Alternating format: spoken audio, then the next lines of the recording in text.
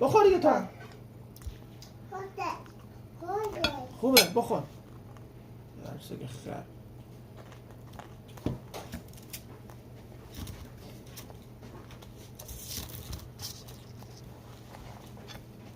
مامانت هم بهت گفتم من موهاشو کوتاه میکنم، میخواد بره 300 تا بده 400 تا. چقدر میگیری یارو؟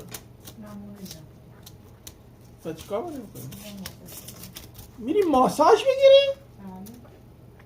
واقعا خجالت نمیکشی؟ نه. میری پول بدی ماساژ میگیری؟ آره. تو ماساژ هم میدی؟ آره من ماساژ میگیرم. دفعه بعد تو ماساژ. پهلو کی حالا میخوای بری ماساژ بگیری؟ پهلو یه نفر، یعنی تو میشناسیشون؟ خب از کی پرسیدی که خوبه و این چیزا؟ من میدونم خوبه، قبلا هم پیشش رفتم. وای